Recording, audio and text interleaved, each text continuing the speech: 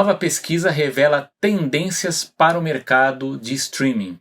Uma nova pesquisa de mercado feita pela Kantar Bop Media, especializada em análise de hábitos do consumidor, indica que o mercado está chegando em um ponto em que as plataformas de streaming terão que se adaptar para sobreviver.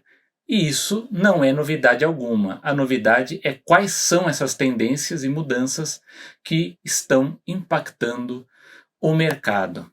Bom, já tem algum tempo, aliás, esse assunto aqui vira e mexe, nós estamos comentando aqui no Animação, não é nenhuma novidade, né? A gente tenta falar sobre as tendências, né? O que pode acontecer no mercado aí de streaming. A gente já falou sobre a ideia de investir nos games, ou na ideia de investir na programação ao vivo, e agora a gente está chegando naquele nível que a gente até chegou a especular também, né, no começo, quando as plataformas estavam sendo lançadas, que era o que aconteceria quando houvesse a consolidação de todas, né, os principais players tivessem lançados os seus serviços.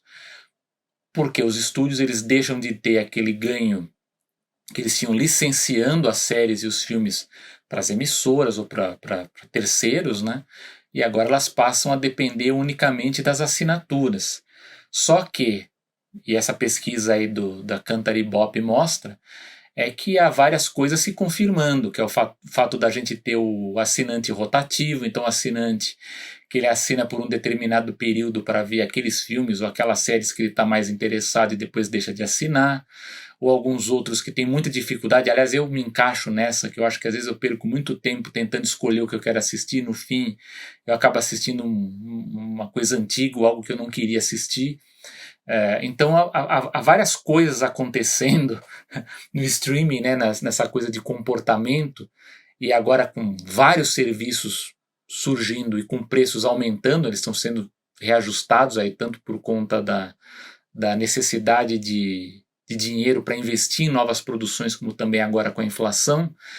A gente fica pensando como que agora todo esse novo sistema, né, de consumo de entretenimento ele vai se manter, porque pelo que a gente vê ele não se garante apenas com a base de assinantes. Então o que pode ser feito para isso, né? A gente até especulou aqui nessa questão dos games, da programação ao vivo, da melhora do próprio algoritmo, né, que fornece essas informações, mas temos aí algumas alternativas, né, como por exemplo a da publicidade, né, como a história da Netflix ou da Disney Plus aí, que estão sondando a possibilidade muito concreta, né, a Disney já disse que vai fazer, de ter um plano aí mais barato, e você vai ter que ser forçado a assistir publicidade antes da sua série ou do seu filme. É uma coisa complicada porque a gente já acostumou o público num sistema sem essa publicidade, né? Então as pessoas elas já vão para o streaming por causa disso.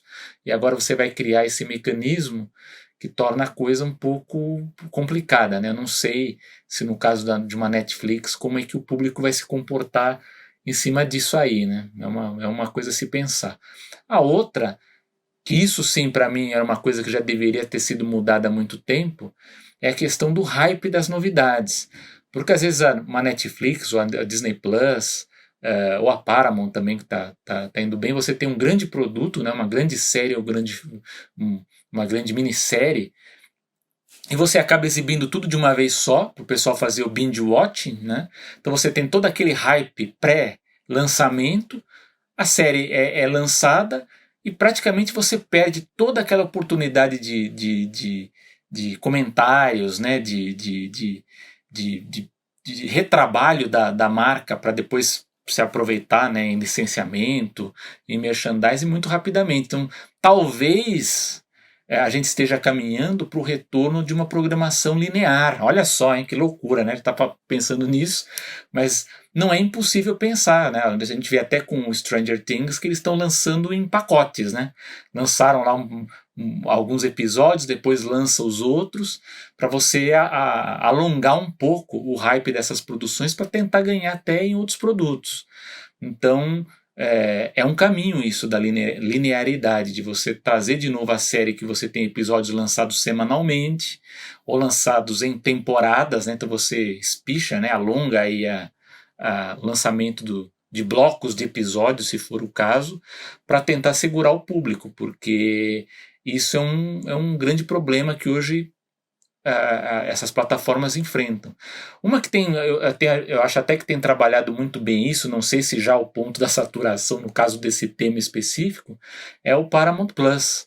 Que o Paramount Plus ele está acho que com 5 séries, né, do Star Trek no ar, e mesmo o pessoal falando mal da série, o pessoal está assistindo, né, uma coisa incrível, né? Não gosto, mas eu tô assistindo a série, tô acompanhando.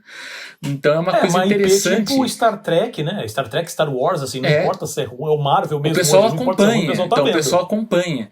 Então eu vejo que, por exemplo, o modelo que a Paramount faz, ele é interessante, porque ele está trabalhando a marca, aí a gente tem que ver qual que é o ponto da saturação disso. Mas eles estão trabalhando muito bem, pelo menos assim, o que eu vejo o pessoal do mercado comentar é que hoje a Paramount Plus é a que está mais entendendo bem a cabeça do público em relação a marcas, né? De exploração de seriados. Agora, como que isso vai acontecer com as outras, né? O caso da Marvel, né? No caso no Disney Plus, da Marvel, do Star Wars, há também todo uma dificuldade também de entender qual vai ser o futuro dessas séries, como que isso também vai se juntar nessa nova fase de universos compartilhados também que no caso da Disney eles gostam muito de explorar. E isso é um problema, né? Que aí você vai assistir essas séries. Eu tô usando as palavras para não ser muito malvado, né? Mas o que acontece? Você vai assistir a série, ela começa ruim. Então você tem lá, sei lá, são 8 episódios, você tem 5 episódios ruins ou mais ou menos, para ter 2 bons, né? Então a gente não sabe se às vezes o ideal seria você fazer realmente um filme dessa produção, ou se seria melhor ter um desenvolvimento um pouco mais aprofundado dessas marcas, para que realmente seja uma coisa muito mais aproveitada e que você possa relacionar com as outras séries ou com os outros filmes que virão à frente, porque eu acho que isso é um desafio, porque isso acaba causando uma certa fragilidade quando você tem uma escassez de estreias, que é o caso do Disney Plus. Então você tem às vezes uma série sendo lançada, uma série do Star Wars por semestre. Então se essa série é ruim, quer dizer, é um semestre para essa marca perdido, né? Então eu acredito que no planejamento da Disney eles queiram trabalhar mais de uma marca, com mais de uma série por marca, como acontece no Star Trek lá na Paramount. Mas é um problema sério isso de como você segura o assinante e como você pode ganhar mais no streaming sem depender unicamente do assinante, porque apenas o assinante ele não vai segurar. Isso já está, assim, me parece claro isso, que apenas a assinatura ela não vai segurar o investimento. É bom lembrar que por mais que esses números aí do Disney Plus ou do próprio HBO Max, todos esses números sejam bons, as plataformas não se pagaram ainda, porque o investimento ele é muito pesado, né, muito grande. Então ele vai levar alguns anos ainda para trazer esse retorno. E ao mesmo tempo eles têm que investir em produções novas, né? Então eu acredito que final de 2022 para 2023 vai ser um ano de grandes alterações e de novidades aí de planos e de coisas estruturais nos serviços para tentar mudar essa dinâmica, porque senão há um sério risco de, entre aspas, tombamento de alguns desses serviços, né? Há um risco de alguns deles até sumirem do mapa a depender do que acontece no mercado. E você, meu amigo Paulo? Perfeito. Não, isso que você falou, eu já quero até pegar o gancho disso que você falou, da questão do tombamento de alguns serviços, que dessa pesquisa eu também acabei anotando aqui alguns pontos que eu achei interessantes, que um deles é justamente a questão de consolidação. A gente já tinha comentado sobre isso, né? A gente até falou no episódio passado que a gente falou da situação do Netflix, né?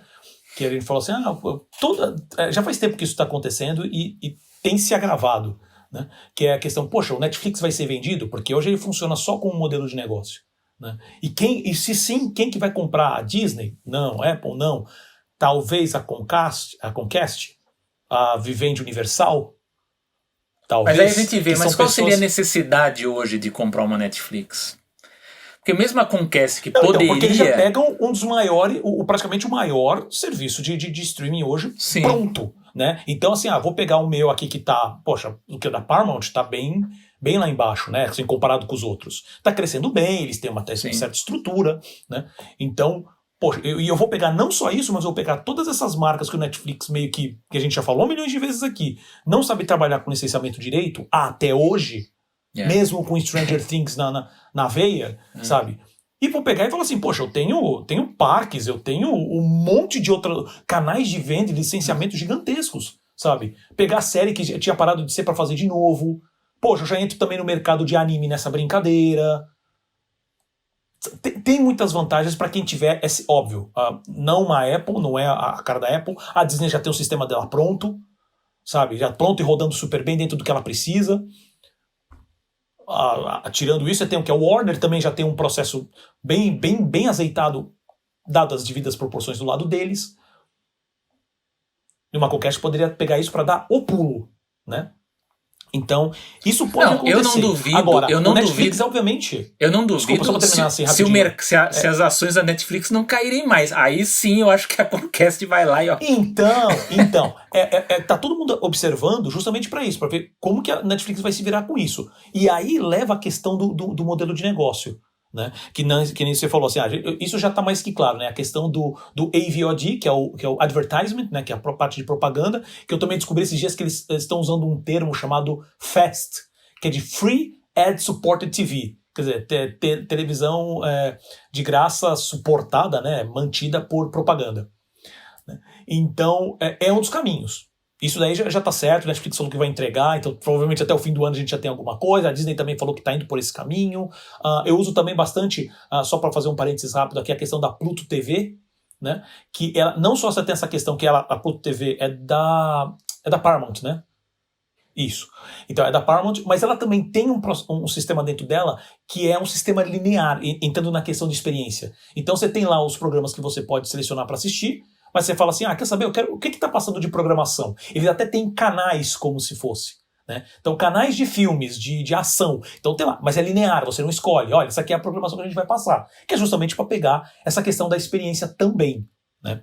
Mas voltando para a questão do modelo de negócio, é muito interessante que eles falam sobre duas coisas que eu achei até bacana, que é o product placement, que a princípio... muitos filmes fazem isso, normalmente filme não costuma fazer tanto, série costuma fazer muito mais. Mas acho que o pulo do gato, como que eles, assim, se eles fizerem, e quando eu digo eles, eu tô falando todas as plataformas, né, de streaming fizerem, como que o público vai como que eles vão fazer e como que o público vai abraçar isso? Que é a questão que eles chamam de shoppable content. Hoje, de uma certa maneira, ele já existem algumas ações sobre isso, principalmente bastante na China. E já teve algumas ações isoladas aqui também, no digo Ocidente, né? Então Europa, principalmente Estados Unidos, né? Eu acho que o Brasil também de vez em quando faz isso, mas ainda não teve nenhuma... acho que eu não sei se usaria nesse termo, nessa mesma... Desculpem. Acho que nesse termo, a questão, por exemplo, essas ações como o Magazine Luiza fazem, ou então a própria Americanas também fazem bastante no YouTube, mas o shoppable content, na verdade, eu estou vendo uma série, que isso é uma coisa que também já é discutida, sabe isso, há muito tempo, mas nunca teve uma ação assim clara para falar assim, acho que essa aqui é a versão 1.0. Nem chegou, acho que, direito nesse ponto, talvez. Pelo menos não aqui no Ocidente. China tem feito isso, Alibaba, né? Costuma fazer eventos que seriam como se fosse o Amazon Prime Day deles lá, que também move assim, volumes escabrosos de dinheiro. Né? Que é isso, na verdade como se fosse o grande Criança Esperança, na verdade. Você tem apresentações e grandes apresentações de show, que a própria Americana já fez isso, eu lembro de cara que a Americana fez aqui. Só que lá é um negócio muito maior. Né? E aí, obviamente, eles estão sempre falando de produtos, só que o pulo do gato não seria isso, porque seria só um product placement, seria um merchan de uma certa maneira. Né? Mas o lance de você ver o produto na tela e aparecer uma opção para falar assim, clique aqui para você comprar esse produto agora. E manter toda essa experiência, não, inclusive usando os serviços de streaming como exemplo, né? Não de você clicar e falar assim, eu vou clicar aqui e vou para um outro aplicativo para comprar. Não, fazer tudo dentro do sistema. Uma experiência... super, usando o termo em inglês, é o smooth, né? Super suave, onde o sistema já tem o seu cartão de crédito cadastrado, você fala, se ele seleciona, vi aqui a série, qualquer série, né? Sei lá, Succession, usando Succession, que eu tô gostando de usar essa série agora como referência. E eu gostei porque tem um item ali no fundo da casa dos Roys, da família dos Roy lá, que eu achei legal, eu quero comprar. Você consegue selecionar aquilo e comprar na hora. Você quer mesmo? O valor é esse. Comprou, clicou, ele já tarifa no cartão direto, olha, você vai receber no endereço que está cadastrado aqui em X tempo. E você continua assistindo sua série. Né? Que seria a evolução, é o que eu lembrei agora disso, seria aquela evolução daqueles canais, né, os canais de televenda, só que ali, em vez de você pegar o telefone e ligar na hora, você simplesmente, ou no celular mesmo, você já clica no que está na tela e já vai. Se você eu lembro, inclusive, que até a Globo chegou a especular isso, né, de usar em novela, né, de product placement só que não deu certo, né, a ideia, mas era nesse sentido, né. A ideia era essa. O problema é que você não tem esse processo, a experiência de compra nesse processo que eu falei. O que você tem é o product placement e depois você tem todo o movimento de marketing para divulgar aquilo. Né? Então, poxa, manda para veículos e tal. Olha, aquele produto que a gente teve um feedback bom em redes sociais. Então, olha, se você quiser, você compra aqui na loja da Globo. Eu lembro que teve até uma época que teve a loja da Globo. Né? Mas aí digamos assim, o próximo pulo, né? O próximo passo. Né? Que é justamente ter essa experiência digital toda envolvida. Então, isso também pode ser um novo modelo de negócio que sai até da própria publicidade, do próprio licenciamento das séries, né? Onde você já faz a compra direto por ali. É como aquela compra de impulso, né? Você viu e fala, putz, isso é muito legal, deixa eu ver se está disponível para comprar. Se tem alguma coisa assim. Tem. O cara compra na hora. A não ser que, obviamente, o preço seja muito absurdo, mas aí a conversa não é bem isso. E aí eu falei de consolidação, falei dessa questão do product placement, do shoppable content, e aí tem mais, acho que 2 pontos só que eu queria mencionar, que é a questão que é importante pensar agora, a questão da retenção de usuários, né? O mercado está saturado. Tá? Se ele já não saturou, ele está chegando nessa saturação. Então, a estratégia das empresas tem que mudar. A primeira, que eu tenho que fazer agora tudo que for possível para reter esse usuário que eu já tenho, porque, obviamente, o custo para você adquirir um usuário novo é muito mais caro. Tá? E mesmo assim, continuar atacando esse usuário, mas agora falando assim, olha só, meus produtos são muito legais, venha para o nosso lado, assine o nosso serviço. Né? Mas de convencer agora o usuário que já assina o outro serviço para falar assim, olha, esse aqui é muito melhor. Obviamente que vai ter essa consolidação, então provavelmente os serviços menores vão acabar, que nem o próprio falou, vão acabar diminuindo, alguns vão acabar caindo, né? A gente volta a mencionar, por exemplo, a própria Sony, ela não tem um serviço dela própria, ela até acabou matando o Crackle, a gente chegou a comentar sobre isso no Animação, tá? No passado, não lembro o episódio, mas se vocês procurarem sobre o Crackle, vocês acham com facilidade. E hoje até a própria estratégia de negócio, a gente também já comentou sobre isso, que ela está se aproveitando para fazer qual é o melhor, o negócio mais vantajoso para eles, independente do serviço. Né? Porque eles têm também marcas fortes e tudo mais. Mas, por exemplo, a própria Sony também. Quer saber? Vou lá esperar ver como é que tá as ações da Netflix e compra a Netflix. Tá prontinho para eles, já com um monte de acordo que eles já têm pronto com eles. Né? Então, essa é uma possibilidade. Então, essa parte de como que os serviços de streaming vão lidar com o usuário, o que eles podem oferecer, seja por experiência, seja valor mais barato, seja o conteúdo, seja o volume ou a qualidade, ou as marcas, que isso também tem bastante valor. Né? Então, a parte de consolidação vai entrar nesse ponto também. Bom, na verdade eu acabei mencionando os 2 pontos ao mesmo tempo, porque o outro ponto seria justamente a atenção às franquias, às IPs. Isso vai continuar, tá? Então se preparem para quem já acha os acordos leoninos hoje dos serviços de streaming, né, com as produtoras e com as IPs, que está sempre amarrado à propriedade da IP, na grande maioria, assim, grande maioria no caso não, mas em muitos casos, tá? Os outros são só licenciamentos mais comuns, mas obviamente quando a empresa vê o valor na marca, eles querem o todo daquela IP, né? Toda a parceria com novos estúdios, novas produtoras. Vamos lançar aquela IP, essa aqui é uma IP para realmente a gente tá vendo o futuro com ela, então eu quero a propriedade. Indiscutível. E é aquela negociação Disney, sabe? Assim, é isso ou nada. Então, tá tendo essa movimentação muito grande, muitas coisas vão mudar, como a gente mesmo tá lidando com esses serviços. O Selby comentou da parte do serviço do conteúdo ao vivo. Eu tô curioso para ver também qual vai ser o efeito da Copa do Mundo também no streaming, né? É ótimo. A gente vai ter que acompanhar isso para ver como que vai ficar a questão do CNN, a questão da ESPN, né? A questão como que a Globo vai trabalhar isso com os canais do Sport TV mesmo. Tem que continuar olhando a Globo, tá? Para ver como que eles vão trabalhar isso também, porque tá tendo muita movimentação, principalmente do esporte, do futebol, que ela sempre foi a dona de tudo, e tem vários serviços já oferecendo do futebol, mesmo não necessariamente o brasileiro, né? Porque a própria HBO Max hoje oferece o que é a Champions League, se eu não me engano. Então, eu vejo assim, não só esporte, né? Esporte ao vivo, e no caso da Copa do Mundo a gente sabe que é uma competição que atrai muita audiência, mas basta lembrar que, por exemplo, a Disney ela acaba de fechar um contrato lá com a empresa coreana e vai ter especiais do BTS, né? É verdade, então, saiu hoje essa notícia, né? Então, vai ser esse tipo de acordo em programação local que tenha potencial de exploração em outros mercados. Isso também é uma tendência, né? Como foi lá sem dúvida. Tem vários exemplos de séries aí, também de novelas. E esse para mim foi um acordo muito importante para ver qual vai ser o impacto disso aí no Disney Plus, que a gente sabe que o mercado aí de música e entretenimento da Coreia do Sul é fortíssimo, né? Sem dúvida. Não, e isso é legal que você mencionou também, que está na pesquisa, que eles falam sobre o aumento do investimento em produções locais. Obviamente, sempre pensando em internacionalizar essas marcas, né? A gente tinha comentado sobre isso no programa, acho que foi no 56, né, que a gente falou sobre a questão das IPs brasileiras, e a gente falou sobre a Maiara e a Annabelle, né? Justamente usando eles, o Selby comentou isso, que é sobre, porque é o conteúdo regional, né? Tem que tomar cuidado. Eu mesmo comentei isso, falei, cara, conteúdo regional tem que tomar muito cuidado quando você usa esse termo, porque o conteúdo regional, o conteúdo norte-americano que eles produzem até hoje é conteúdo regional, e o mundo inteiro engole.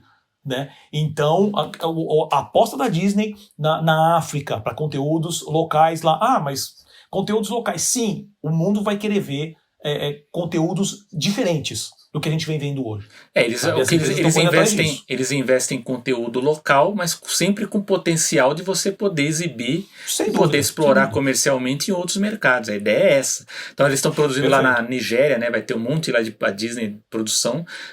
Lógico que não é para ser exibido apenas lá, né? Isso aí vai para rodar no mundo todo, né? Então é por aí que a coisa vai. Então, assim, essa é a situação atual. Eu não vou nem dizer que essa é a situação futura, porque isso já está em movimentação agora. Então, até o fim do ano a gente vai ter novidades principalmente sobre essa questão do AVOD. Acho que é o primeiro passo. A questão do Shoppable Content que eu comentei aqui, eu estou esperando ver a primeira versão disso. Acho que vai ser interessante. Tá? E obviamente que tudo isso a gente está falando de uma maneira mais modelo de negócio, experiência do usuário, não estamos falando necessariamente de conteúdo, por mais que a gente fala da questão das franquias, mas como eu já comentei outras vezes, tudo isso impacta no tipo de conteúdo que a gente vai assistir. Tá? Porque quando começa esse tipo de coisa, a estrutura começa a mudar, o formato começa a se adaptar também. Eu falei sobre isso, inclusive, naquele episódio que a gente falou sobre o modelo de negócio do TikTok, que ele estava pensando agora do Pulse, né? Que eles estão pensando em remunerar os criadores. Isso impacta, tá? Se o usuário vai querer negociar, se a produtora vai querer negociar com essa plataforma ou não com aquela, o que aquela plataforma vê que é o tipo de conteúdo que está todo mundo procurando. Então, tudo isso impacta, no final das contas, na produção. E principalmente de onde que eles vão colocar dinheiro, né? Porque a gente já comentou várias vezes aqui que de vez em quando aparece Netflix quer investir no Brasil em produção, a Disney Plus quer investir no Brasil em produção. É difícil uma produção chegar e falar assim, vamos fazer desenho animado. Tá? Desenho animado não, eu estou usando o termo antigo, fazer animação, né? Dificilmente tem alguma coisa. Eu sei que eu usei Netflix, mas eles já tiveram algumas, que isso é muito legal, que eles decidiram investir. Vai sair agora o desenho do Menino Maluquinho, já saiu a série da Super Drags antes, e tem a terceira série que eu não lembro o nome agora, que também está para sair, que eu esqueci o nome agora. Né? Então, a Disney Plus até agora, tudo que já falou de investimento não fala nada sobre animação. No episódio do Sofá Digital, Aí é uma empresa, obviamente, brasileira, querendo investir no mercado nacional, mas em nenhum momento tem planos para animação. Tá? A HBO Max, nesse processo, inclusive, ela cortou investimentos em alguns países da Europa. Né? Porque assim, a gente sabe, a HBO Max também está num momento também de muita reestruturação. Ainda mais agora com a Copa da Discovery. Né?